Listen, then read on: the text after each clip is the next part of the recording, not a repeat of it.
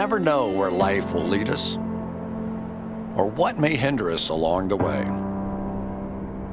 But while every day can feel like one big question mark, it doesn't have to. With the right insights, strategies, and solutions from Western and Southern Financial Group, together we can look ahead to leave the unknown behind. I mean, what's Pro Football Focus doing? Last week they had Brady. This week they got Brady. We're literally doing it differently from everybody else. As a matter of fact, moving forward from this point on, I will not make reference to PFF. Ready to get into it? Yeah. All right. We're going team by team. I would be very careful about slinging stuff. Am I going to get sued? Are we got legal on this? I like football season, and all the things that go with it.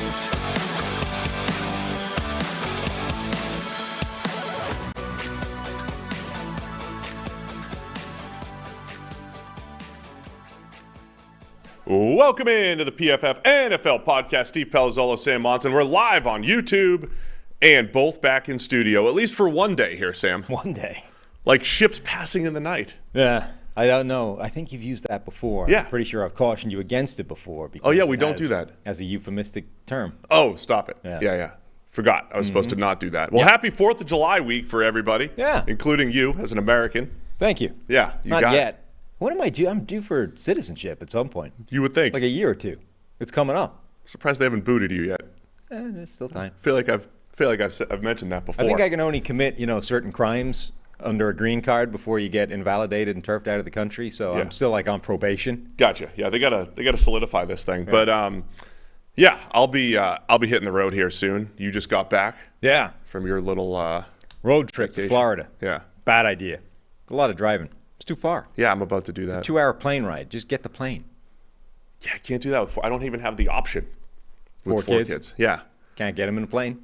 Too many. It's just so much money. Expensive, and then you have to rent a car. Yeah, but like on the other end. I guess it depends. So if you do it in like one shot, as you do, right? You just drive for like a day. We're debating breaking it up. We might leave today. Yeah, because that's the thing. Like we stayed one night over on the way down, and then on the way back, we're like, yeah, let's see some places. Let's drive to Charleston, and then, like somewhere in the Great Smoky Mountains or whatever. And it's like the more stops you do, the more it becomes really expensive and isn't any cheaper than just doing whatever, Oh, yeah. These are, when you're in your 40s, Sam, these are the rough. things you're dealing with. Uh-huh. Today, though, we're going to talk head coaches and then coordinators. We're gonna talk about the very best in the NFL. We've got a couple rankings articles on the website that we'll reference and, just go through our rankings as well. Mm-hmm. But first, a little throwback. The PFF NFL podcast is sponsored by Western and Southern Financial Group. While you focus on your roster moves, Western and Southern helps advance your money moves. Buying your first home, planning to start a family, wondering how to make your money grow. Western and Southern's playbook of life insurance, investment, and retirement solutions helps you rest assured on game day. Team up to understand needs and address goals with a game plan built just for you. Get started at westernsouthern.com/PFF. One more housekeeping item. We mentioned a couple weeks ago, I performed some rugby tasks, some drills. Yep. And that video will be ready this week, a full video of my rugby exploits. Yeah. I was reasonably impressed. I was reasonably impressed by your, well, that's not true. Reasonably impressed by your success rate of the skills. And like you hitting a baseball and throwing 60 when the expectations are so low. Right. Yeah. You cleared my extremely low expectations. Yeah. But it was also tempered with just an absolute misery at my own just inability to function athletically or physically anymore. I haven't seen the video yet. I hope that, when we went one-on-one at the end there. I would assume those are in there, yeah. That's the highlight. Yeah. There's potentially gifts in there. Yeah, years ago, I hadn't done anything sport-wise for a long time, and I had lost all speed, athleticism, movement skills, just everything. It was just like a couch potato. And went back home, started playing tag rugby with a bunch of friends, flag football essentially, and allowed a guy who I know is not fast to get the ball. We're both on the wing, and he ran all the way around the outside of me and scored in the corner. I'm like, what the hell? That cannot ever happen again. That's disgraceful how unfit, unathletic, and unfast I am. I know that I should be twice as fast as that guy. So I had to start playing sport again just to get back to being like a respectable level of speed and athleticism. Like that started me back on the path to doing sport. Now I'm back where that was again. Like so disgusted by my own body's inability to move that I'm like, I need to start playing sport again. Any sport doesn't matter. But even if you do, you're old, so I don't know what you got left, to be honest. I mean, there's a lot more in the tank than currently exists. Okay, before we get started, though, I also got a text message from somebody from like 10 years ago. He's like, oh, we got this 38 and over baseball league. Love to have you come down. I was like, first off, I moved to Cincinnati. Okay. The guy from Massachusetts here. I was like, secondly, I've pitched off a mound about 5 times in the last 10 years. I don't think I'm much of an asset anymore. No. Despite my past. Well, I mean, you don't know where everyone else is. If everyone else is in the same place you are, maybe that's just where you all are. Maybe 71 with movement plays at the 38 and over. That's what I'm saying. 38 and over. I mean, you gas it up to 75. Done. They're all done. Yeah. Anyway, let's get into this. Our guy Trevor, down on over at PFF.com, ranked the top 10 head coaches entering 2023. So again, we'll go through his list and just kind of see where we agree and disagree. How difficult is it to rank head coaches, knowing how much the quarterback drives things? How would you go about doing this and trying to separate the quarterback from head coach success?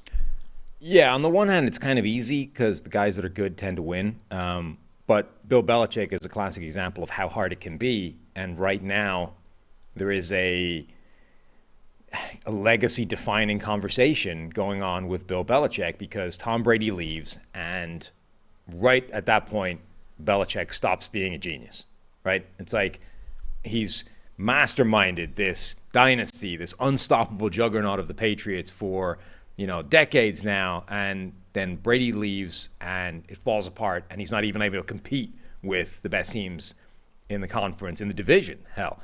And until he gets that back on track, it's like, was Bill Belichick really that great, or did he simply have the greatest quarterback of all time for like a 20-year period, which propped everything up, right? We could spend an hour breaking this down, but Bill Belichick also deserves credit for discovering Tom Brady, initially putting him into the lineup in a crazy move at the time, right? It's like, here's this guy that was 4th string as a rookie.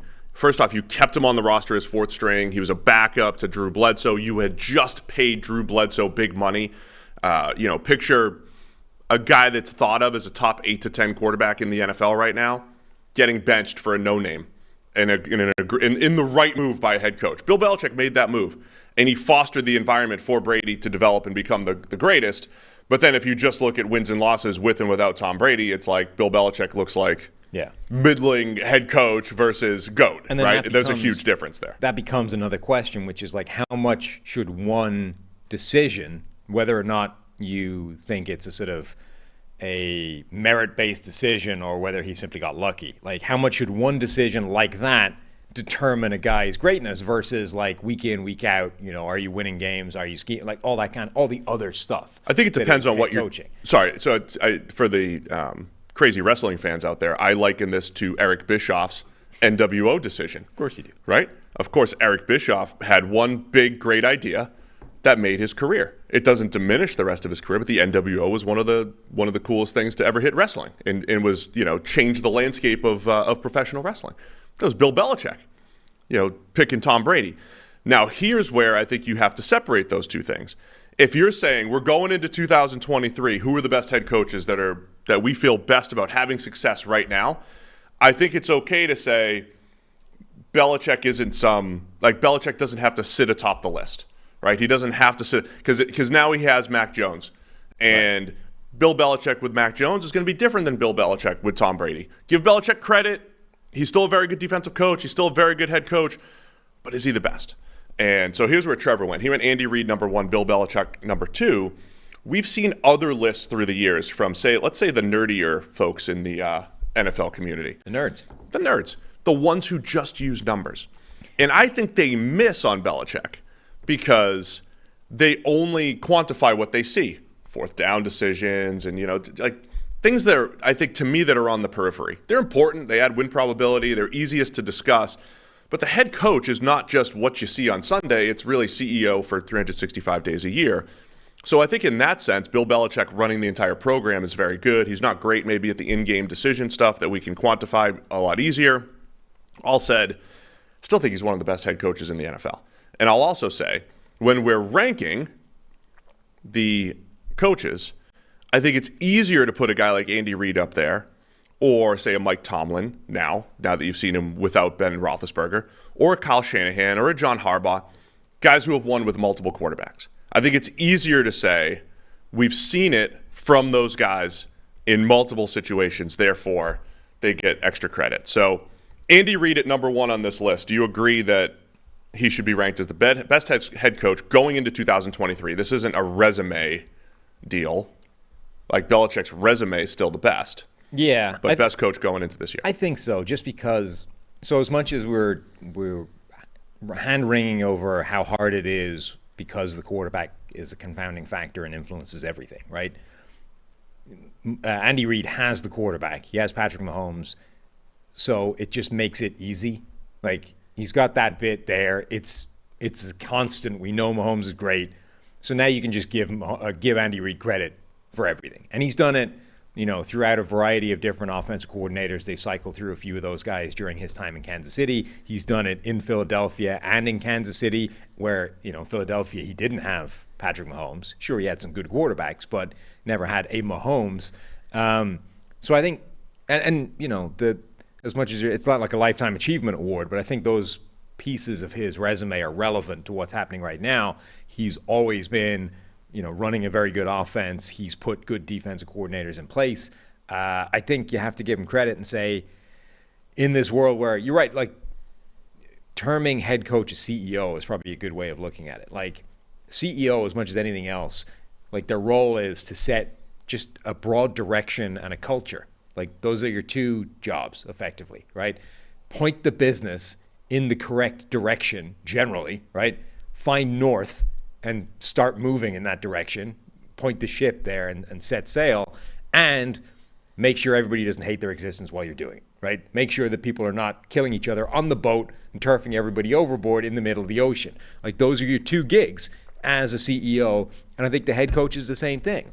Generally point the franchise in the right direction and make sure everybody doesn't hate their existence Monday to Sunday. That's it.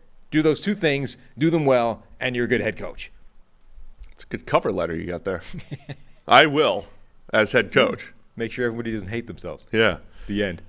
It's interesting. Scott Pioli was on Good Morning Football recently and answering the question, would you rather win one Super Bowl and be bad for the next 10 years versus just being competitive for 10 years and having a shot but not being guaranteed a championship? And he went with the competitiveness. And it was an interesting angle because he went with it's not just about the championship and the parade. As a leader, literally everybody's job is on the line because of you, whether it's people on the roster, whether it's front office personnel, whatever it might be. So we talk a lot of times about, hey, you got to go for it. You got to go for this big championship. But a lot of personnel don't necessarily adhere to that. With Andy Reid, with or without Patrick Mahomes, he's been competitive. Yep. Right? And I think the multiple quarterbacks that he's worked with, right? It's Donovan McNabb or Alex Smith or getting the best year out of Michael Vick. Right? Don't forget, Michael Vick went from, I don't want to use the word underachiever, but he was supposed to like transform the NFL. He showed elements of it in Atlanta. Obviously, he went to jail for a couple of years. And then he comes back, and we didn't see peak Michael Vick until 2010, 9 or 10 years into his career, when Andy Reid was his head coach in Philadelphia. So he's gotten the most out of all those guys. The year before Patrick Mahomes shows up, Alex Smith is the most efficient deep ball thrower in the NFL because, they crafted an offense and find Tyreek Hill and all that. So, yeah, I think Andy Reid going forward makes sense. Even being, tied to Patrick Mahomes, they're going to work together there. Mm-hmm. Bill Belichick is number 2 on Trevor's list. I think those are all fair. 3, 4, and 5. Mike Tomlin, Kyle Shanahan, John Harbaugh. The Belichick thing, I think, is the most difficult one because it's not just so. On the one hand, he's basically 500 since Brady left, which is not bad. Like it's that's a respectable achievement. It's also the kind of area where Jeff Fisher was pilloried for never doing any better than 500. It's like, if you're a 500 coach, that's not good enough. We're getting rid of you.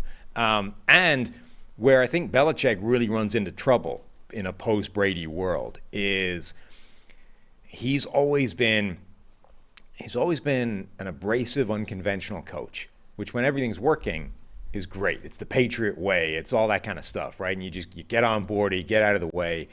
And then when you're not really winning, now it's like, is this actually problematic? Like, is this an issue that your weird way of doing things is actually no longer working? So, let's not have an offensive coordinator. Let's get a special teams guy and a defensive guy, and we'll put them together, and combined, they will be the offensive mastermind for this offense, which was, that's one of the worst coaching decisions in the last X number of years.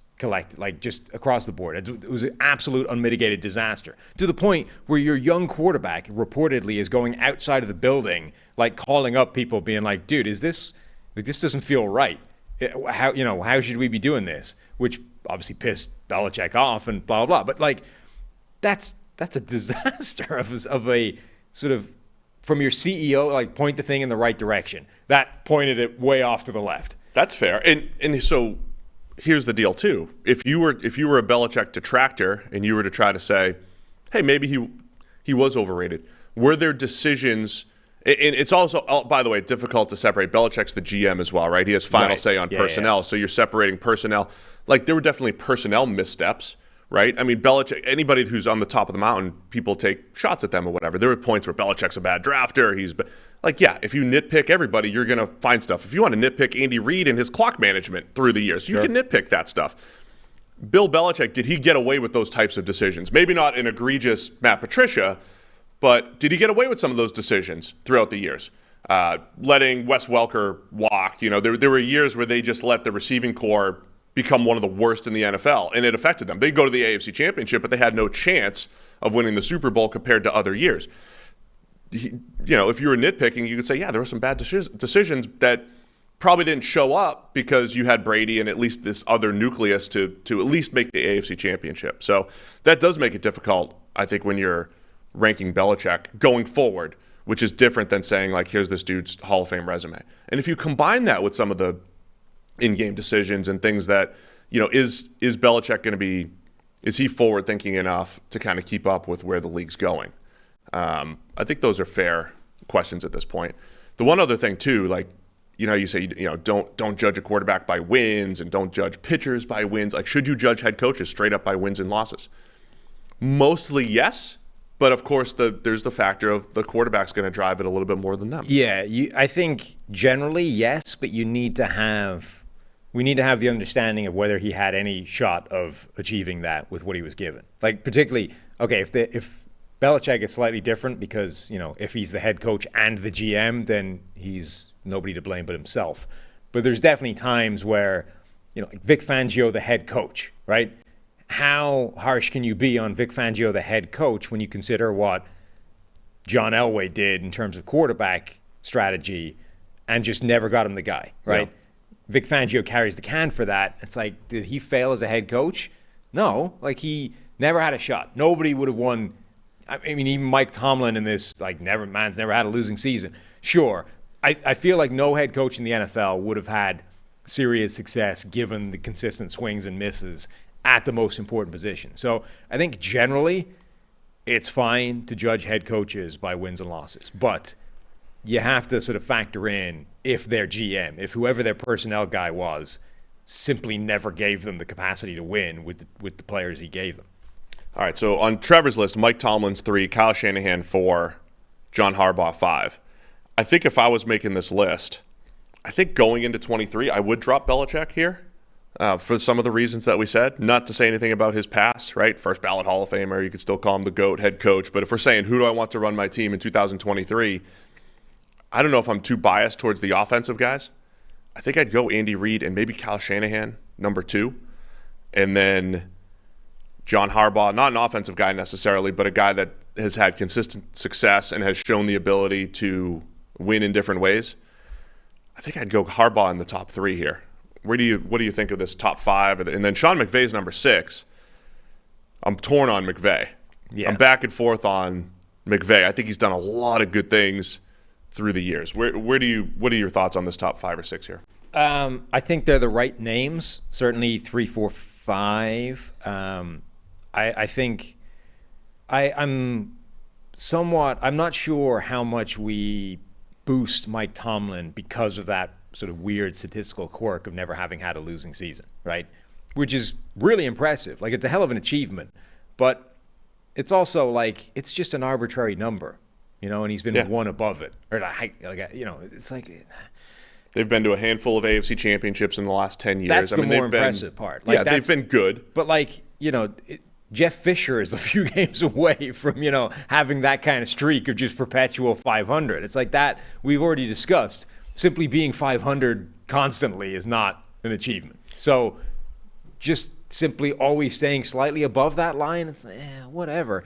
I do think Tomlin's also always had Ben Roethlisberger until we saw aging Roethlisberger and then rookie Kenny Pickett. I think that might be propping up Tomlin as much as anything. We saw Ben Roethlisberger barely be able to throw the ball beyond 10 yards and still not have a losing season, and Kenny Pickett as a rookie and still not. I feel like that props Tomlin up as much as anything. I just think generally the sort of takeaway is Tomlin is always competitive, like what you said about Andy Reid. Yeah. I think we probably overrate it slightly just because it ends up being this notable benchmark of he's never been below 500. Like, to me, the difference between that and he's had essentially the same career, but he dipped below 500 once, it's irrelevant. Like, there's no difference there. Like, if you swap one win in a season, or one from the 500 season and put it somewhere else, probably give him the same win-loss record over the last X number of years, it's no different, but we think about it differently if it takes the record away. I think that's probably a mistake. But generally, I think that perpetual competitiveness that you talked about with Andy Reid is the point with Mike Tomlin. And our two-pronged idea of you set the franchise in the right direction and you make sure everybody doesn't hate their existence. Like, he clearly sets a culture in Pittsburgh that works. Like, people want to play for him. And I think one of the other things that probably does define Mike Tomlin quite well is he has an incredible track record of keeping loose cannons firing in the right direction for an insane period of time. Like, I mean, Antonio Brown is obviously the most clear example, but Brown stayed there for however many years he was in Pittsburgh, leaves the building, and is almost immediately out of the league, bouncing through multiple teams as an absolute, burning wreckage on his way out the door. Mike Wallace was a pain in the ass for a period of time in Pittsburgh, but Tomlin held together and then leaves Pittsburgh, and then the thing unspools quickly. Like, he is able to keep these guys in line and working for him for a length of time that feels dramatically disproportionate to anybody else. And I think that's not a coincidence. That is the culture that he's able to set within the building.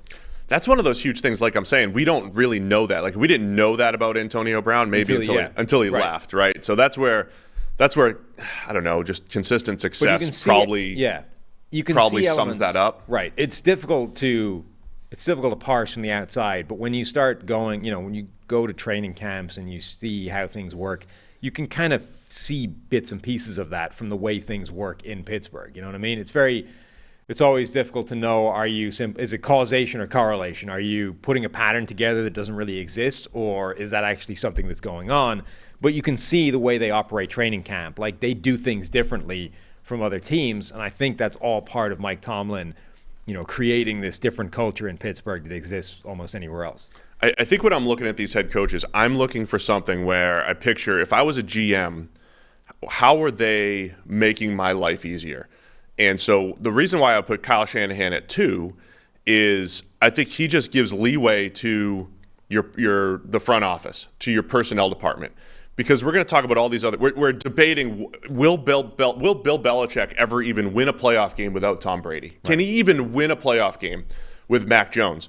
Where I feel like if all the rumors before the draft were true and Kyle Shanahan and the Niners just drafted Mac Jones and he's played the last 3 years – they're in the NFC Championship the way they were these last couple of years. So I think Kyle Shanahan's secret weapon is creating offense despite the quarterback historically.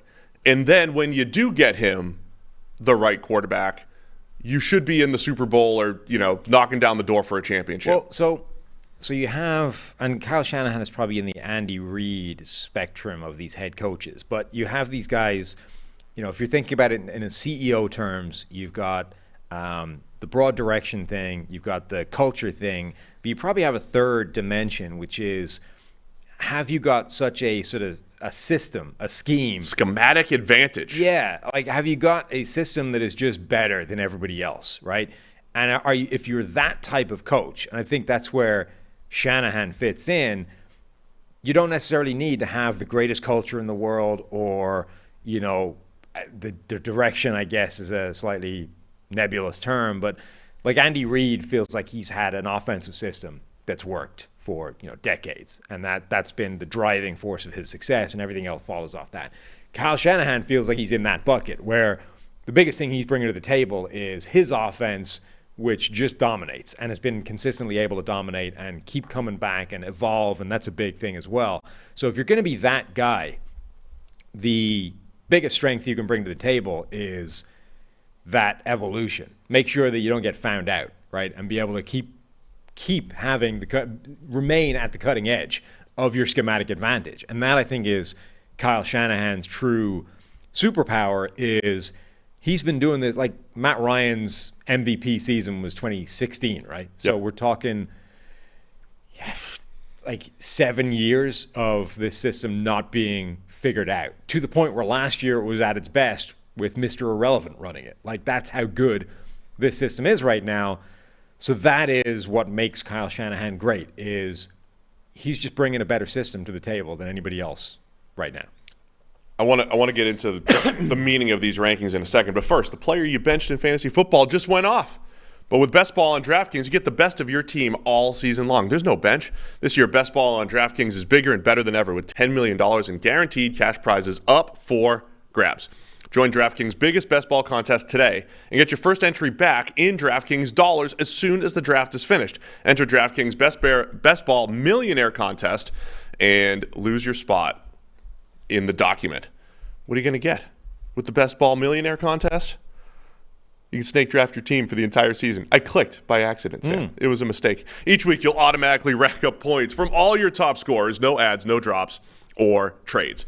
Teams with the most points by the end of the season will have a shot to take home the $1 million top prize. Head to the DraftKings app and sign up with code PFF. Join the DraftKings $10 million Best Ball Tournament and get your first entry back in DraftKings dollars. That's code PFF only on DraftKings. Gambling problem? Call 1-800-GAMBLER. One per customer. Opt-in required with $10 entry fee. Bonus issued as 10 DK dollars. Age and eligibility restrictions apply. Void where prohibited. See DraftKings.com/promotions for details. Ends July 14th, 2023. We've had shows about this before, Sam, where it's like, all right, how many quarterbacks, if you got to draft quarterbacks and head coaches, when do the head coaches start? Right. We agree, okay, the quarterback's more important. And I think you and I both came to the conclusion, top 8 to 10 quarterbacks first, and then maybe the head coach, or maybe the Andy Reids and Kyle Shanahan slip in there at some point. Because if you have Andy Reid or Kyle Shanahan, you could probably have QB 20 and have success. And there's not many guys on this list where you could say that. Yeah. And we lean offense too, because again, I think defense is just a little bit harder to predict year over year. So if you ensure that you're going to have a good offensive team, then you're kind of playing the odds with your defense that when you run into that year where you have a good defense, you have a championship opportunity. I think we've probably also just reached the point in the NFL right now, whether it's the cycle or not, where you can't have a defensive system that is consistently like better than everybody else. You can't have, there's no equivalent to Kyle Shanahan's offense on defense. You could argue, Vic Fangio, but we saw, like we've already talked about how that didn't work in Denver because they never got him a quarterback, but like Brandon Staley was the Vic Fangio disciple. He was going to bring his system, and like the Chargers defense hasn't been any better under him at all. So I think that's part of the problem with that's why we're leaning offensive minds when you start talking about these head coaches, because you can bring the Kyle Shanahan over and that system will stay there dominant for, a decade.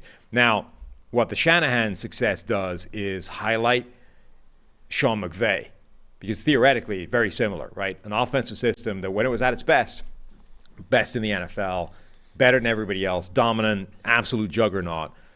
But unlike Shanahan, McVay's system hit a sticky patch and hasn't come out the other side of it, or at least hasn't got itself back on track. Now, it's difficult to figure out how much of that is the system has been worked out a little bit and he hasn't been able to counter that fully, and how much of it is they've run into, personnel problems, right? They just haven't had the ability to have the system firing as much. But I think you can look at the two different coaches and say one has done a much better job of continually evolving his system so that it remains at the cutting edge, versus McVay, who has hit some rocks when it comes to his. Yeah, I don't know if saying like sticky patch is the way to do it. It's just less consistent over the years, right? It got worse with Jared Goff at the helm. They made a nice move to go get Matthew Stafford and won a Super Bowl with him and built the system around Stafford. I mean, I think McVay deserves a lot of credit for getting to the Super Bowl with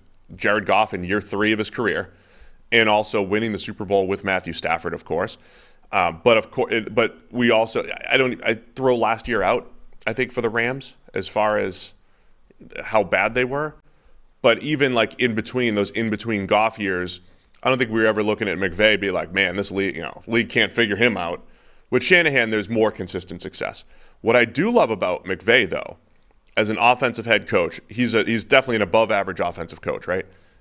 He's done a nice job of cycling through defensive coordinators.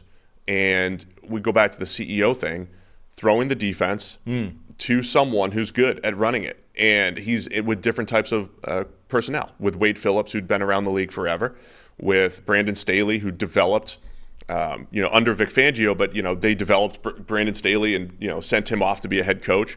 They brought back, Raheem Morris, who was a former head coach who'd been around the league a little bit and allowed him to evolve that defense. I think McVay's done a really nice job in that sense of developing coaches and handling attrition. That's the other part of this. This is why the wins and losses thing might be one of the best indicators, right? It's the head coach. That's their job. When Kyle Shanahan's cycling through defensive coordinators and McVay's cycling through coordinators, and Shanahan's losing all of his offensive assistants, if you can sustain that success despite losing not just players but coaching personnel, that has staying power. So that's where I think McVay deserves credit, because for the most part, the Rams have been extremely competitive until they ran into last year, and McVay deserves credit for that. He's at 6 on Trevor's list. Do you want to talk John Harbaugh really quick? Yeah, Harbaugh. So Harbaugh, Tomlin, and I think you probably throw Mike Vrabel onto that list, though he isn't in Trevor's He's not top in 10. Trevor's top 10. That was the one guy I was going to say. People who watch the show know we love Vrabel. I would put him in the top 10. Those 3 guys feel like they're in the same cluster to me in terms of they've made some bold decisions. They've consistently been able to get kind of the most out of the talent around them. They're almost always competitive. Like, they're just consistently good across the board. Harbaugh, I think, deserves some credit for, we talk about how much should single decisions kind of influence legacy and that kind of thing. Like, it shouldn't, I don't think, be understated what a big call it is to go with a guy. So you got Joe Flacco as your quarterback, right? And then you go and draft Lamar Jackson. And so, number one, you decide to draft Lamar Jackson. Now, I've said before, I don't think you give them too much credit for that, because it's not like, everyone's like, everyone passed on Lamar Jackson except the Ravens. The Ravens also passed on Lamar Jackson. They drafted for a 25-year-old pitcher, Hayden Hurst, a disaster of a tight end in the first round before Lamar Jackson. So let's tap the brakes on giving them too much credit for that. But they did draft Lamar Jackson as a quarterback, and then were prepared to build around him and create this custom tailored offense, in the basement, whether or not that's apocryphal or, and that was their plan going forward. Like, that is not an easy move to make at the most important position in the game. That takes a lot of guts from the head coach to give the offensive coordinator, to give Greg Roman the autonomy to do that and say, I trust you to go away and build something that doesn't exist right now and is completely departed from anything we're running otherwise. Go make it happen. Like, I have faith in you to do that, and then we'll reap the benefits of that once it comes. He deserves a lot of credit for having the guts to run that kind of game plan as a succession plan to Joe Flacco, and for it to work and, to have the success they've had. Those are the things where I lean into what Harbaugh has done, right? As much as we could say, well, Belichick's success with Brady is in the past, therefore let's look to the future. The Harbaugh thing is different because what we've seen from the past, I think, is going to help dictate what we'll see in the future. What we've seen in the past is the year that they won with Flacco, they made an offensive coordinator change halfway through the season that helped dictate things. The Lamar Jackson thing, building around his skill set. The way John Harbaugh has become one of the best coaches as far as in-game management and being aggressive at the right times. And even though it doesn't always work, I think his process is sound. Those are all the things that make me have confidence in John Harbaugh going forward. No matter which personnel you give him, he'll maximize them. Yeah. That's what I always come back to with guys like Mike Vrabel and with Mike Tomlin, as you mentioned, that bucket of guys. I think they're going to maximize what they have. And I think that is a different decision to, let's just start Tom Brady over Drew Bledsoe. Like, there's a strategic level of thinking, of thought to that move. Let's draft Lamar Jackson. Let's build an offense around him. Let's do something different, because we're never that's a strategic level of thought that's different to the tactical decision to just make a personnel switch. Like, let's just change this guy. That'll win the next game more. And look, it's the right decision. Let's keep going. I think you give him credit. You give him more credit for that call than you do for a guy simply making it like that versus do we go with Brock Purdy or not, right? Like, that's a tactical decision that is going to work out strategically for you in the long term or not, but it's an easier call than let's plot out what this looks like long term. All right, the rest of Trevor's list here. Number 7, Doug Peterson of the Jags. Number 8, Nick Sirianni of the Philadelphia Eagles. Number 9, Sean McDermott from the Bills. And then number 10, Brian Daboll from the New York Giants. 1 year and onto Trevor's list. Doug Peterson at 7 is interesting. He's got a Super Bowl under his belt. He won a Super Bowl with Carson Wentz. And, Carson Wentz as the starter, and then Nick Foles, of course, taking over. Because I was thinking about Doug Peterson as we were prepping for the show here. How much, and again, going back to the Belichick thing, we focus so much on what guys do with and without elite quarterbacks. Does one Doug Peterson season where, knowing what we know about Carson Wentz now, Wentz's second year in the league, you have him as an MVP candidate. He goes down, and then Nick Foles takes over and goes on the Super Bowl run. Doug Peterson hasn't been able to replicate that level of success since then.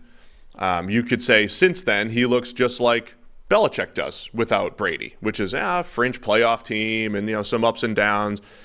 So is it really, if you don't have an elite quarterback, show me you could do it once like Doug Peterson did. Show me you can go win a championship. Now, there are other factors there, too. The Eagles roster was fantastic in 2017.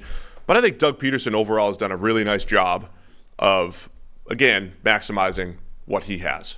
Yeah, so Peterson is a fascinating example of, I think the reason that the Mike Tomlin record, if you want to call it that, is important is because when you have those crappy seasons, that's what gets you fired.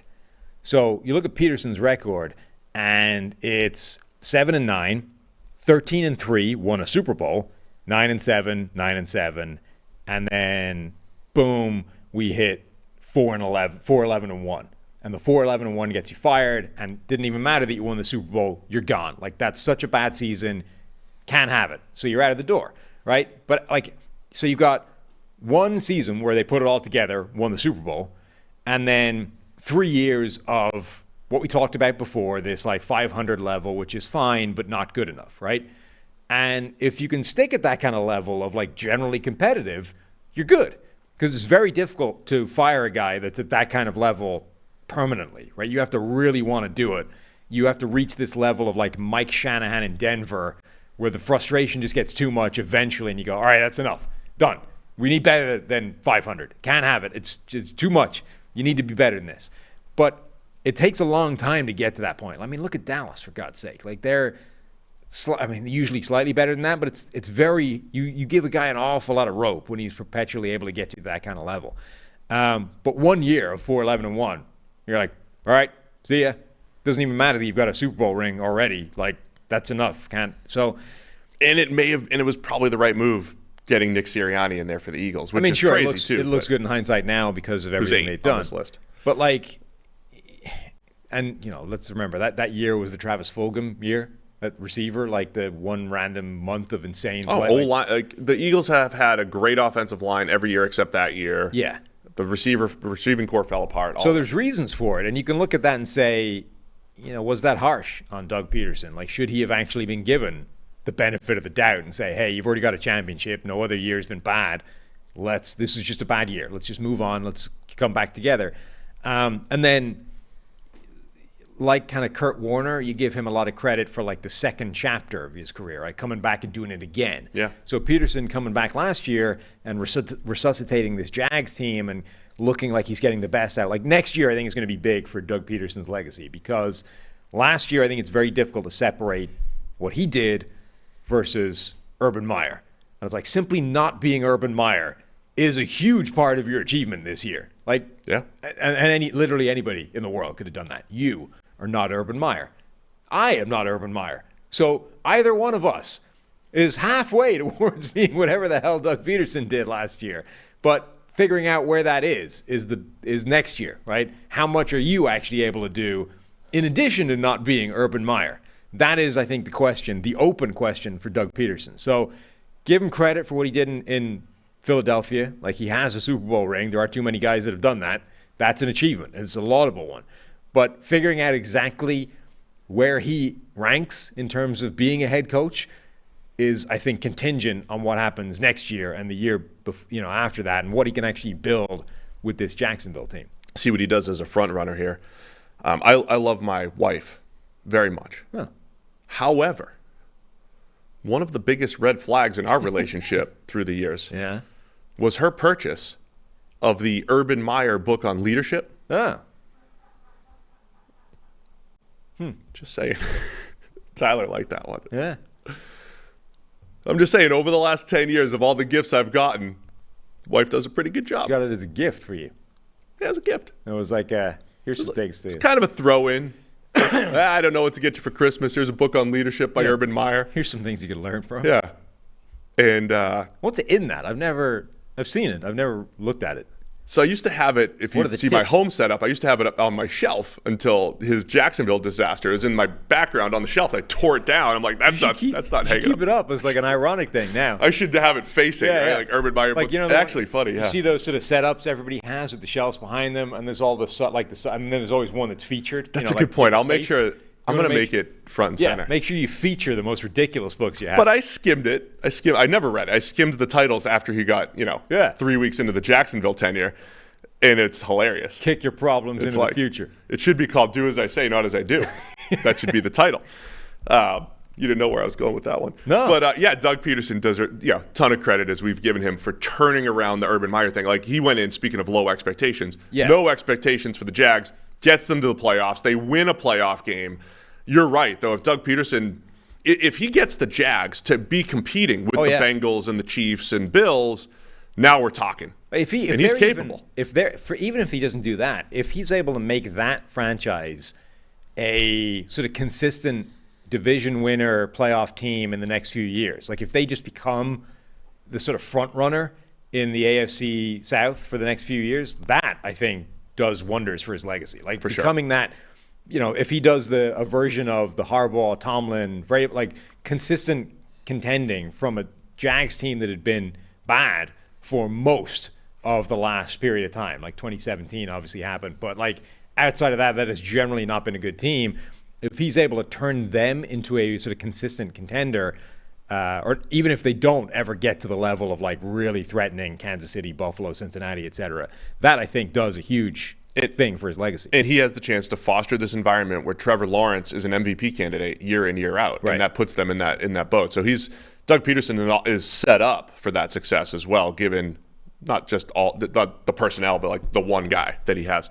Nick Sirianni at 8 and Sean McDermott at 9. It's interesting some of the names that didn't make the list here for Trevor, but Sirianni making all the right moves last year for the Eagles.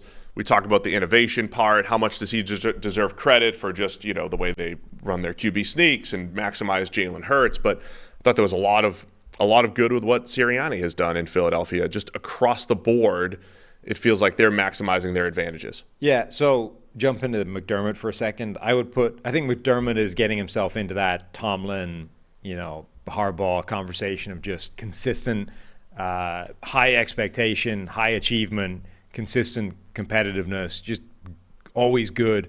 The CEO thing seems to set a very good culture in that building, has things working in the right direction. Just needs the validation, really, of getting that ring, right? You're always competitive, but Kansas City is now in your way.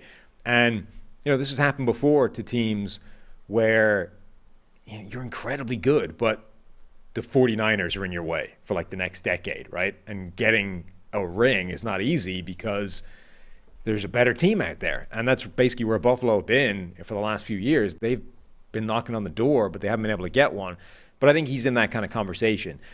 I'm not saying they don't deserve to be on there, but I just struggle with like Nick Sirianni and Brian Daboll, because we're talking 1 year of evidence, right? Anything can happen in a year. It can all come together. Philadelphia in particular, like we're consistently talking about how Howie Roseman is like the GM of the world and everything they do turns to gold, like the Midas touch. It's like, how hard is it to just be the head coach at the helm of that? It's 2 years of Sirianni, but 1 year of elite Eagles. Yeah. And yeah, it definitely coincides with Howie and, great personnel moves. Right. And I'm okay with Sirianni here. I think Daboll, I wouldn't put him on my list just because it's 1 year. But of all the guys on this list, we sit here and voice our lack of confidence in the Giants because we read a depth chart. Like that's how I read their personnel and say this is a 5-win team. Mm-hmm. And then when you win 11, right? That's impressive. So Daboll's set himself up potentially for being on this list forever if he can keep that going. Yeah, I just think for head coaches, you need a body of evidence so that you can start to parse out the credit, right? You need a period of time so you can figure out who was the driving force behind this stuff. And we're still trying to work it out with Belichick and Brady and, all that kind of stuff. But for the Eagles, you look at it and you say, okay, in the last few years, they've done an incredible job. They've gone from the 4-11-1 season that got Doug Peterson fired, and they've built back and they got to a Super Bowl, and they did it with a new quarterback. So who gets credit for that? Is it Nick Sirianni for coming in, taking this thing, bumbling his way through the first press conference, having everybody go, uh-oh, that doesn't sound good, and now everybody's saying, oh, this guy is the model of how a head coach works? Is it Shane Steichen, who just got a head coaching job himself off the back of the job he's done as coordinator and developing Jalen Hurts? Is it Jalen Hurts for simply being that dude and developing in a way a lot of people, including myself, didn't think he was capable of, right? A quarterback that was not ready when he came into the league and has just consistently plugged away and overcome every setback and had the mental fortitude to say, I don't care that I make mistakes. I'm going to get better. He embodies that every self-help quote you've ever heard in your life, right? Like, failure is just another mark on the road to success, blah, blah. Like, that dude got benched in the national title game. Like, on the biggest stage that exists in college football, he got sat down correctly for Tua and came back and got himself drafted in the second round and then got himself through a bad rookie year, just got better and better, and now was had one of the better Super Bowl performances you're going to find, came up a step short. But, is he actually the driving force behind Philadelphia's success? Not the coaching at all. Or Harry Roseman and the Midas touch that he's had over the last few years. So you've got 4 different options right now, and there's potentially more out there. And if the classic pie chart, how big are the slices for each one of those guys, right? I don't think we know yet. So I find it very difficult to put Nick Sirianni on the list simply because we have no idea how big his slice of that pie is. We'll have a better idea next year because Steichen isn't there anymore, and that's one less slice to divvy up, and you get a different perspective of that. But I just think you need a longer body of work for head coaches to try and figure out where the credit deserves or belongs. That's fair, but I'll say this: I'm buying into Sirianni as the right facilitator for Howie and what they do in Philadelphia. He's a facilitator for what they're going to give him personnel-wise, and I think he'll be good at that. So I'd almost move Sirianni up on the list. Here's where I struggle with all these things. Much like with the quarterbacks, you're gonna rank 6 or 7, and we'll all have the same names, and they might be in a different order. But it's like, all right, go rank 9 through 20. And the most recent year is probably going to what you saw most recently is going to dictate it a little bit. And you're going to, QB 12, you're going to say, well, he just got this great wide receiving core, and he's got this great offensive line, or he lost his offensive line, and that's why he fell down. That's the rest of the head coaches, right? Because some of the names that missed here, Pete Carroll, Zach Taylor, Mike Vrabel, who we've mentioned, Ron Rivera. Ron Rivera at one point. Sean Payton. And so now we get Sean Payton evidence without Drew Brees. Mm-hmm. Good for Sean Payton for developing Drew Brees, and who was already pretty good with the Chargers, but then he became a Hall of Fame quarterback under Sean Payton. Deserves credit for that. We get to see him without. Vrabel, if they didn't collapse down the stretch last year, I think Vrabel's in the top 5 potentially with what he had done with Tennessee's personnel over the last few years. Ron Rivera, I think we've forgotten about him a little bit because he's trotting Taylor Heineke out there all the time. No offense to Taylor Heineke, but we've had a couple good games of Heineke, and then you're dealing with one of the 5 worst quarterbacks in the NFL. One of the things I love most about Taylor Heineke is I think he's acutely aware that he's Taylor Heineke. Like, you know what I mean? He's not when he's in the pocket, though. He really is, though. He's like, Taylor Heineke is, nobody in the world is more aware of who he is than himself. Like, he's treating this gig that he has right now as like, I won the lottery. I got like a $14 million contract or whatever it was, like off the back of what I just did. This is like party time. Oh, as far as YOLO. Yeah, like he's fully aware of the fact that he is not Tom Brady. Other names to consider. So I mentioned Vrabel. I mean, Pete Carroll, right? We've got one year of Pete Carroll with no Russell Wilson. So, like, Vrabel, Carroll, Sean Payton, all 3 of those guys, to me, deserve a spot on this list ahead of Sirianni and Brian Daboll, simply for, like, body of evidence. There's also a head coach with a winning percentage over 700 who's not on the list, Matt LaFleur. So, and let me throw another one out there, the guy that he replaced, Mike McCarthy. So now you've got, is Mike McCarthy actually underrated? Because you and I live on this in this Twitter NFL world, which can be one-sided in takes, and it's like if you have the opposite like everybody it was cool to trash Mike McCarthy a few years ago. And yeah, he stepped into a Cowboys job with a pretty good situation. But how much credit does Mike McCarthy deserve for a lot of success in Green Bay, winning a Super Bowl, and doing a nice job in Dallas overall? Yeah, I mean, he deserves credit for it. And then Matt LaFleur got Aaron Rodgers back on track after Rodgers had soured on McCarthy and Rodgers' game had stagnated a little bit. LaFleur extracts back-to-back MVPs out of Aaron Rodgers. And we'll learn, of course, more about Matt LaFleur and see what he could do with Jordan Love this year. And McCarthy, of course, has a Super Bowl ring. Like, he won one with that Green Bay team. So, yeah, like, McCarthy is interesting because generally he sort of embodies that being good but not great, but he did get there once, which should or usually changes the narrative around a guy. Like, once you get that one, you can be average for quite a long period of time, and now it becomes what we talk about, like sustained success, right? It's a good thing. Whereas if you don't get the ring, and this is where McDermott is running into trouble at the moment, now simply being good for a period of time, it's like it's fine, but you need, where's the next step? I need the ring. I need the validation. Otherwise, it's good, but it's not enough. Like, McCarthy is interesting because he actually did get there, and he won the Super Bowl. He also had a 15-1 season in there as well. The next one didn't win the Super Bowl, but like, he's had some insane peaks, but is now being remembered for like a period of time where you didn't seem to get the best out of Rodgers, and now another period of time in Dallas where you're just coming up short the way everybody has done in Dallas in the last 25 years. So, yeah, he's a difficult case, I think, to. Yeah, it's interesting to me. I mean, I think it's tough to get just even the top 15. Do you make a case for Zach Taylor?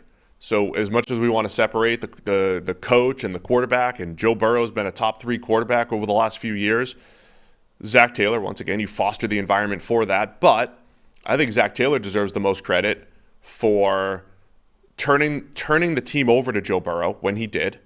And in 2021, forgetting Joe Mixon needs 29 carries a game, they got away from that really early in the season.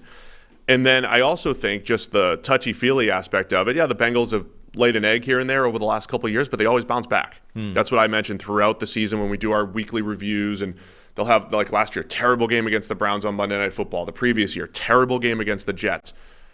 Zach Taylor's helped keep that together for whatever that's worth. Maybe it's Burrow. Maybe it's Burrow's swag. Maybe it's just the fact that the Bengals are better or a good team and you just have bad weeks. But Zach Taylor's at the helm there, and they've had a lot of success, 2 back-to-back AFC championships, including a Super Bowl. Zach Taylor maybe deserves some credit, but it's tough to separate him from Burrow right now. Yeah, it is. Taylor is an interesting one because I think initially he was in that category of head coaches of, the Shanahan, the McVay, where you're a system guy, right? That's your special power is going to be bringing the system, and that is what's going to lead to you having success. I think he's actually been pretty bad at that. So the thing that I think he was supposed to be, I don't think he's good at all. But I think he might actually be developing into one of these, culture CEO type head coaches where that's been successful right now. But now you're in that world of, but where's the credit? Is it actually him, or is it simply, showing up to a Cincinnati bar with a game ball and making everybody feel great is a great thing. He went to Zips, my favorite burger joint. Went to Zips. But is it like that looks great when Joe Burrow and Jamar Chase are out here carving everybody up, and it is difficult to know how much of that is him and how much of it is Burrow being, the next great young quarterback. So, but my opinion on him is changing. Like I thought initially he was simply not a particularly good head coach because I don't think he's schematically where he was supposed to be coming across from the Sean McVay system. But I'm starting to buy into the idea that he is sort of setting this culture that is having success in Cincinnati. The difference between, I think, a Zach Taylor and, say, a Sean McDermott is we didn't see Zach Taylor have this success until he had Joe Burrow for a full season, whereas we saw Sean McDermott win games, go to the playoffs with Josh Allen before he developed into a superstar. We saw him do it with Tyrod Taylor.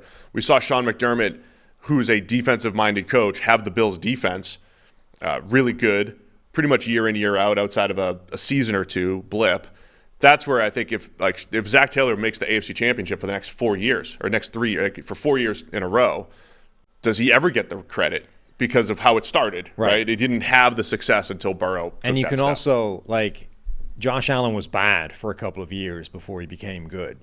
We don't know, again, where does the credit belong to that, but you can at least give a portion of it to Sean McDermott, whereas Joe Burrow was good out of the gate, and what, if anything, propelled him into great the next year was giving him his college receiver back, right? So, it looks from the outside like there was very little Zach Taylor in the Joe Burrow development. You know what I mean? Like, he simply got the best quarterback to come along for a few years in terms of prospect, and then he paired him with the best wide receiver to come along for a few years.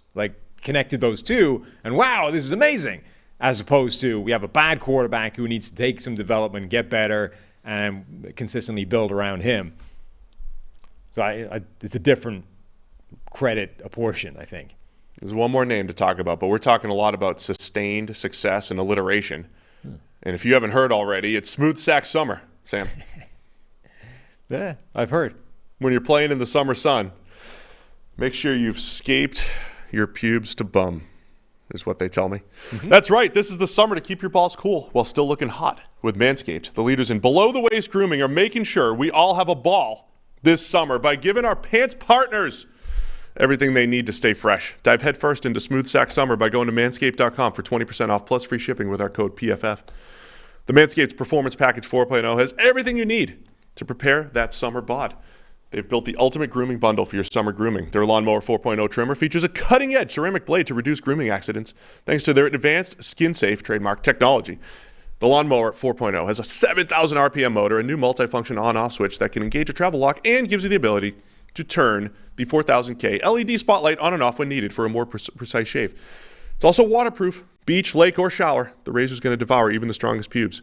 Couple free gifts in the Performance Package 4.0. You get the Manscaped Boxers and the Shed travel bag. Sam's got something to show you as well over here once we get the screen back. But you get 20% off plus free shipping with the code PFF at manscaped.com. It's 20% off plus free shipping with the code PFF over at manscaped.com. Smooth Sack Summer, boys. Get on board or get left behind. I mean, the reads are really poetry at this point. Yeah, You know, it is. dive headfirst into Smooth Sailing Summer. As I'm reading this, I'm thinking how many layers did they want to add to this? Yeah. So I have, in the last week and a half or whatever, stayed away from trimming, keeping the beard in any way, kempt. It is unkempt, therefore there must be kempt, right? Anyway, because there was a beard trimmer waiting for me here. So the Manscaped hedge your beard, the beard trimmer, whatever the hell this thing is, beard hedger. It's a hedger. The beard hedger is what it's called, as well as a whole bunch of other stuff in here. It's pretty awesome. There's the standard comb and brush, but there's also there's beard oil, beard shampoo, beard conditioner, and beard balm. These are 4 things to put on your beard. I was unaware that you're supposed to put all these things in your beard. I assume that's all 20% off as well. I've been rolling kind of with one. Like I clean it, the end. No, But apparently there's a whole bunch of other stuff you're supposed to put it's in. a whole package for the beard. So go check that out as well. So I'm excited to give this thing a whirl. Manscapes.com. All right, one more name I want to throw out there.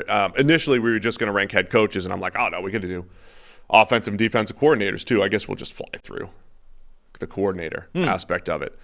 But Dan Campbell. Dan Campbell. Should he be on the head coaching? So let's this year. Let's go with Dan Campbell into offensive coordinators, because that's, I think, one of the biggest difficulties with offensive coordinator rankings is this world where we talked about everyone's leaning offense. So there's a whole bunch of teams in the NFL where their head coach effectively is their offensive coordinator. I think in San Francisco's case, it's literal, right? They don't have an offensive coordinator because it's Kyle Shanahan.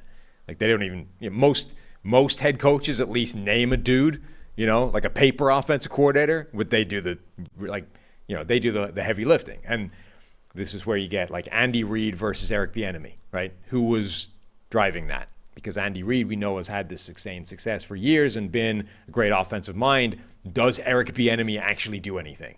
And that's such a big question for him that he has had to take a lateral move to go Washington to basically prove, hey, I can do this without Andy Reid. It's me. Like, I'm doing stuff here. I'm not just like a pretend offensive coordinator where Andy Reid pulls the strings. But in San Francisco's case, I believe he's literally, like, they don't even have the paper offensive coordinator. So for Dan Campbell, doing a great job, looks like he's setting a great culture, all the coffees, all the knee biting, all that kind of stuff. On the other hand, Ben Johnson, I think, was the best offense coordinator in the NFL last season. And the driving force in Detroit, I think, was their offense last year more than the defense. So the credit pie again. How much is Dan Campbell and the sort of caricature that he is and all that kind of stuff? And that looks great. Like, you buy into all that when there's success. And how much of it is actually the guy with the scheme that's cooking up great offense and making everything work? Yeah, we haven't had an article ranking the top offensive coordinators, and I don't even know how you would do it. So, when you look through the list of offensive coordinators, there are very few names, I think, that you would make a strong case for as being a high-end offensive coordinator. Either you've got guys like PFF Bobby, still dead to us, who is new in the job. We don't know, right? Bobby hasn't done anything yet. We don't know how good he is. You've got guys that have failed already, and therefore probably aren't great offensive coordinators. You've got guys that we talked about like Eric Bieniemy, who has had success, but it's been under one of these offensive-minded head coaches, and now he has to prove himself outside of that environment that he can be, the same guy essentially. And that, I think, is also the case for, people under those types of head coaches, like Mike Kafka in New York. Mike Kafka. So Brian Daboll was the guy that deserves, gets some credit for turning Josh Allen's career around. He goes to the Giants. Daniel Jones has a career year. Everybody's like, Brian Daboll, nice job. Well, Mike Kafka is the offensive coordinator there. Kafka did work with Mahomes a little bit, but you don't want to overrate Mahomes' credit, just like we're probably not going to do that with Eric Bieniemy, who goes to Washington. How much was Eric Bieniemy? Well, we give all the credit to Andy Reid being there for Patrick Mahomes. Right. So and now Matt Nagy's the offensive coordinator with the Chiefs. Are we going to be calling him a genius in a year because they're going to have the best offense? And he's already run through that. I mean, he got the head coaching gig off the bank of his previous stint as offensive coordinator. You've also got Nathaniel Hackett. Like, he was at the at the helm of Aaron Rodgers' offense under LaFleur. Frank Smith, the offense coordinator in Miami, but Mike McDaniel is the head coach there. Like, there's a sequence of these guys where it's like, are they actually the ones doing this, or are they simply the paper offensive coordinator for an offensive genius of a head coach? Difficult to give those guys credit. So I think offensive coordinators that you do clearly give a lot of credit to, Ben Johnson, as we talked about in Detroit. I think Bill O'Brien in New England, because Bill O'Brien, the coach, was never the problem and has been consistently good everywhere he's been, which has been the NFL and college. He deserves a lot of credit. Because you've seen success with him post-Brady. Yes. The other name I think that's an obvious one is Kellen Moore, who I think is clearly a higher-end offensive mind, an offensive coordinator, independent of the people that have been in place above him in the coaching order. So those three guys, I think, are the clear top three offensive coordinators in the NFL. But after that, I think you very quickly run out of names that you would push as, these are obvious guys to talk about. Yeah, I'm with you there. Who's the last name you just said? Sorry. Oh, Kellen Moore. Yeah, we'll learn more. We'll learn a lot about Kellen Moore. It's just fascinating, right? Because he's replacing Joe Lombardi, who now takes over for Denver, because he's got a good rapport with Sean Payton.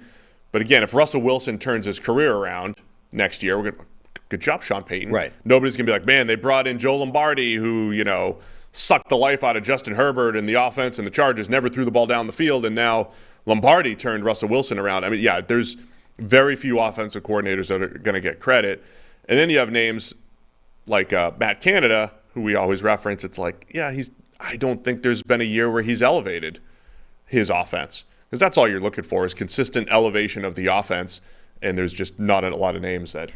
But the one name guys that did that. Yeah, the Eric Bieniemy, I think, immediately puts himself in that conversation of best offense coordinators if he's able to do in any way, shape, or form replicate Kansas City's offense in Washington. And by that, obviously they're not going to have the best offense in the NFL and be carving everybody up. But if he's able to turn Sam Howell into anything, we'll have a Lions legacy. That's why are we sitting here raving about Ben Johnson?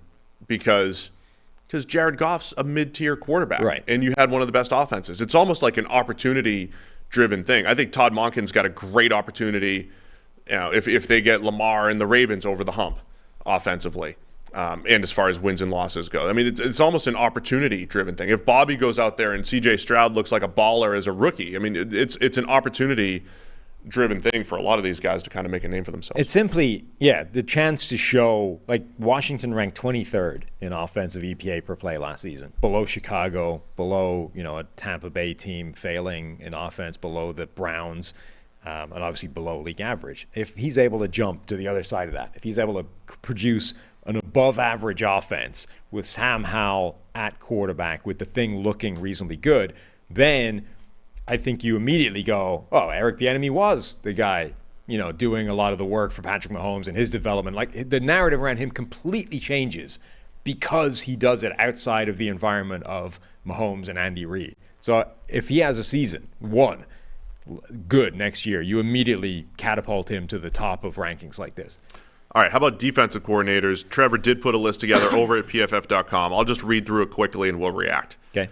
The Belichick's number one. Bill Belichick, probably the defensive coordinator, but Steve Belichick and Gerard Mayo have been doing a lot there over the last couple of years, maybe even calling the plays. Bill's always not really clear about roles. But he put the Belichicks, and he should add Gerard Mayo there, I'd say. At number one, Lou Anarumo from Cincinnati Bengals. I think a guy that has distinctly stood out. Vic Fangio from the Dolphins. Dan Quinn at 4 for the Cowboys. Spags for the Chiefs. Steve Spagnuolo, number 5. Don Wink Martindale for the Giants, number 6. Raheem Morris from the Rams, number 7. Number 8, Brian Flores from the Vikings. Ajiro Avero from the Carolina Panthers at 9. Steve Wilkes, number 10 for the San Francisco 49ers. I think similar to offensive coordinator, how do you really distinguish this unless you've seen a guy do it in multiple situations with different types of personnel? I think that's the biggest thing.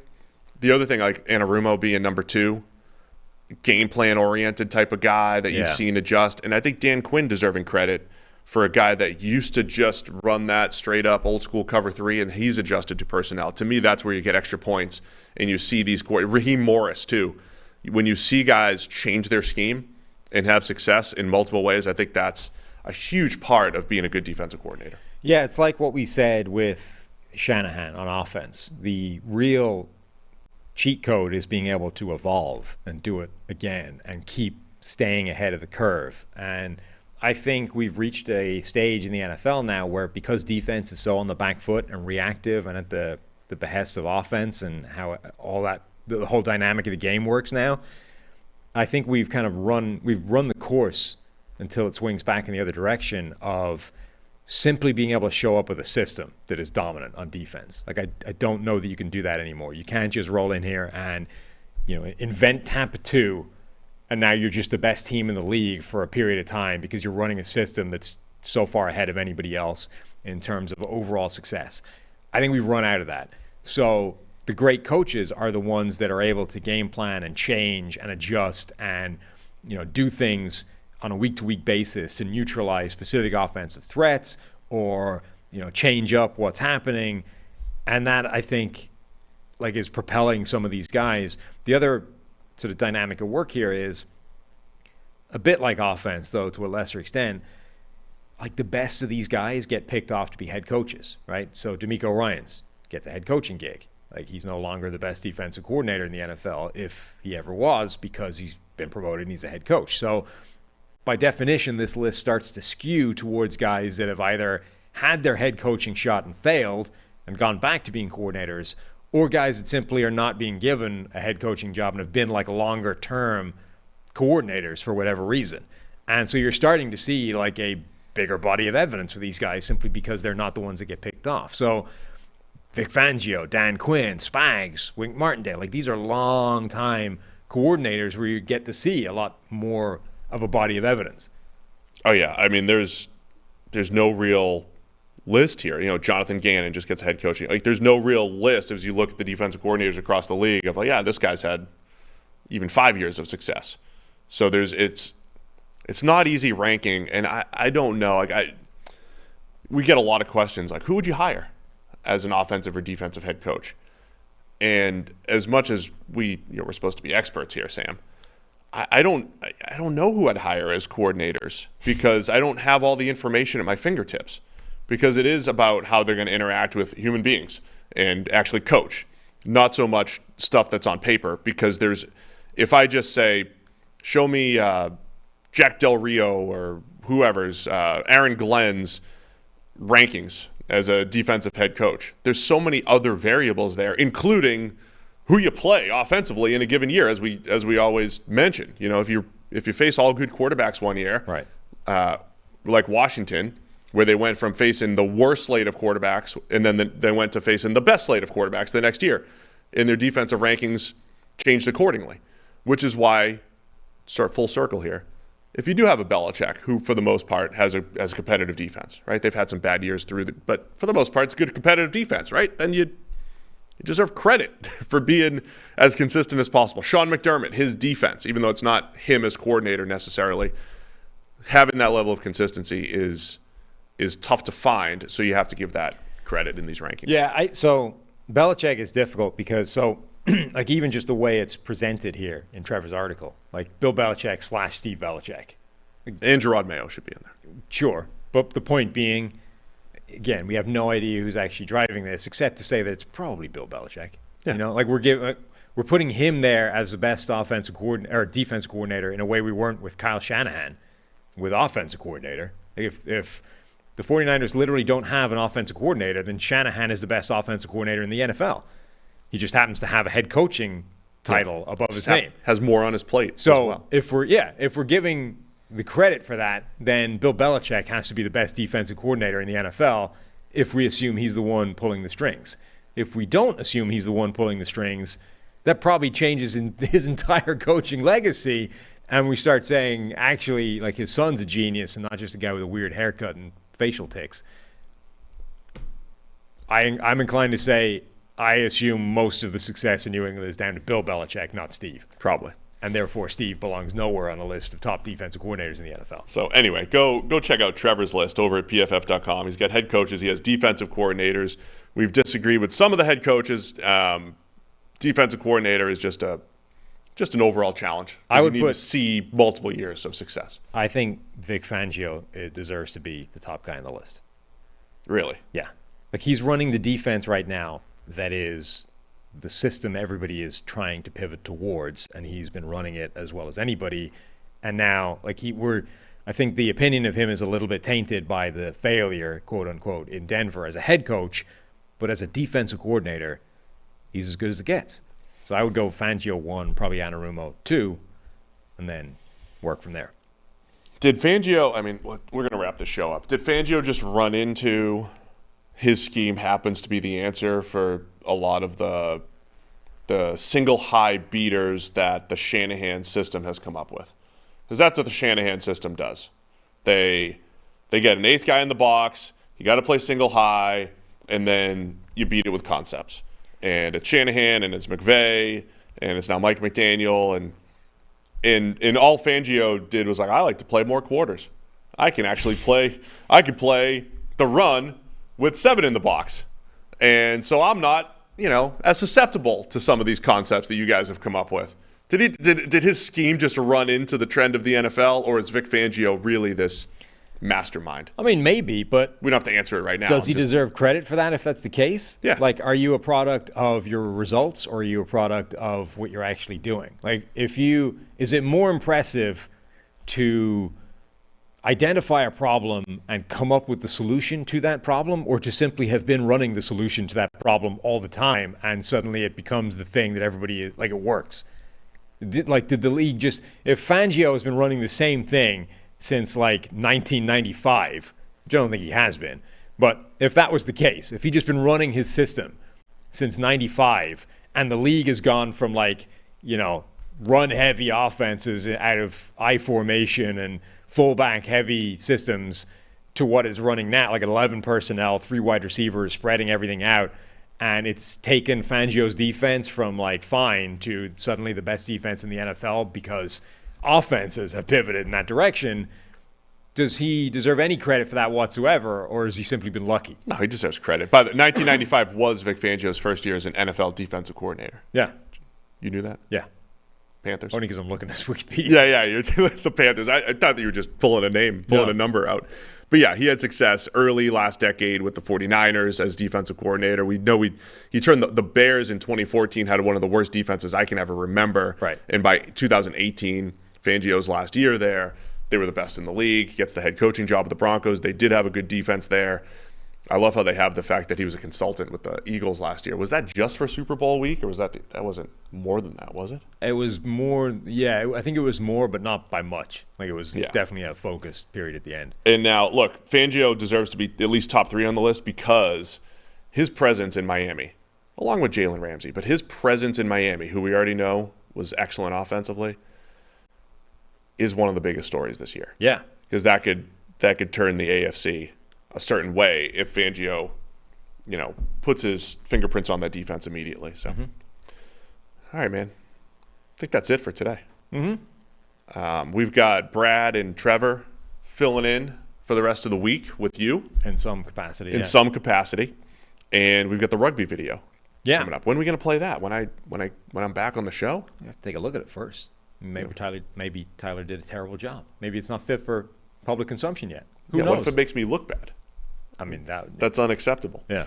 So we'll have the rugby video soon, probably when I get back here. But you go find some footage of, like, competent players and then somehow CGI our faces onto them, make us look better. Yes. Collectively. Younger. It'd be Younger, great. fitter, less fat. A lot of things. All right. Well, as always, we appreciate the lively chat. A lot of chatter going on. Hit that thumbs up on the way out. And hey, it's training camp this month. We're gonna try to do some stuff. July already. Maybe travel a little bit. Happy 4th of July, everybody. America's birthday, and if you're celebrating. And I'll be back soon, and you'll be back here on Wednesday. Thanks to everybody for tuning in, and we'll see you soon.